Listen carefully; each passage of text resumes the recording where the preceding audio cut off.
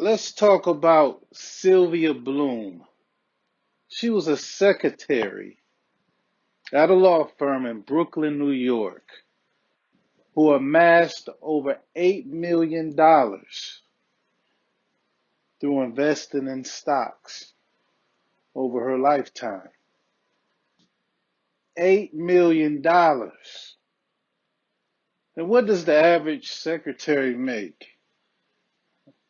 I don't know, between maybe 35 to 55,000 a year at the most. She's just another example of how you don't have to be a stock market genius or even make huge sums of money in order to become wealthy as you grow older. She wasn't a stock market wizard. They said she got a lot of stock tips from some of the lawyers in her law firm. And she was just consistently plugged away, investing year over year, decade after decade, and lived below her means. He said she took the train to work, um, lived a very frugal lifestyle. But living frugal and below your means is something we all have to do. I don't care how much money you make. And even if you're one of the lawyers in her law firm making millions of dollars, they still have to live below their means. But the interesting thing about that, high profile professions like lawyers, doctors, etc., it's even more difficult for them to live below their means because of the social pressure. Oh, you're a doctor, or you're a lawyer. Society expects you to drive the latest, greatest fancy car or live in the biggest home in the most prestigious suburb. So actually, if you're just an average uh, salary earner who just work a normal job, it's even easier to live below your means because there's less societal pressure on you. Less pressure from society is hoisted upon your shoulders to spend and to look the part of success. Because if one of those lawyers in the law firm, if they drove a 10-year-old car or always just took a taxi to work or the subway, somebody said, "Oh, wait, I thought you were a fancy lawyer. You must not be such a great lawyer. You drive a 10-year-old, 15-year-old car." I notice if you go to the parking lot of a hospital and you see where the doctors park versus the regular employees, they have special spaces for the doctors. You'll see the Lexuses, the BMWs, Mercedes, etc. They've got that pressure to spin, and look successful.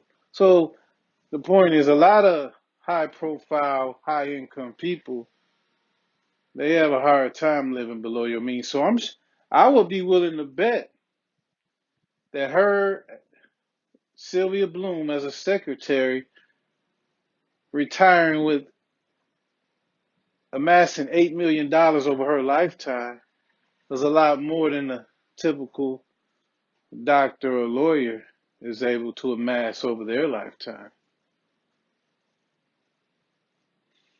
There's a lot of doctors and lawyers live check to check, and athletes.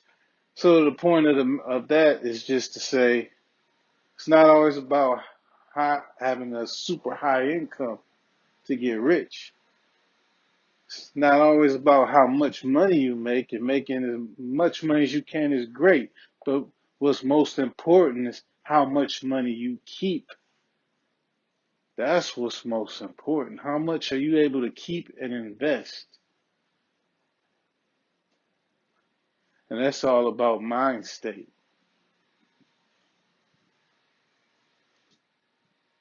So be inspired. I just want you to be inspired by Sylvia Bloom. Be patient, be consistent, just invest. Just put that money away. 15%, 30%, eventually get to 50% of your income to and just invest it every year. Sooner or later, you'll become financially free. I did a video about a janitor who accumulated 4 million. In my book, I wrote about a parking lot attendant. He accumulated 500,000. He never made more than minimum wage. So you can build wealth. You can be financially free. There were over 600,000 new millionaires created in the United States uh, in 2019. And worldwide, over 1 million new millionaires were created. I mean, it's not rocket science. It's more about patience and consistency. You can do it. Anybody can do it. You just have to decide that you want it and stay committed. Live frugal. Now, living frugal doesn't mean you still can't have doesn't doesn't mean you can't have fun in life.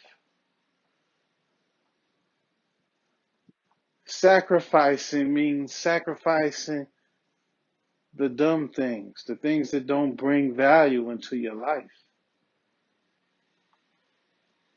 So you can replace that with something of a higher value, financial freedom. Adopt a minimalist mind state when it comes to material objects. Stop buying things you don't need. Minimalize your wardrobe. Minimalize your living quarters. You can have the best, but not necessarily a plethora of things. That's what I like to live by. I got a small amount of possessions, but the small amount that I do have, I get the best because I like quality. And I don't need a whole lot.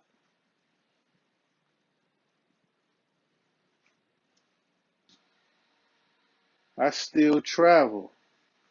I consider myself a minimalist, but I still enjoy life. I still travel. I see the world every other month. That's what brings me joy. That's what brings value to my life. So being a super saver, being a super investor doesn't mean you have to get rid of all the enjoyment of life. No. And it doesn't mean you have to be a genius either. Like I said, you can just invest in index funds, general stock market index funds. Buy the whole market.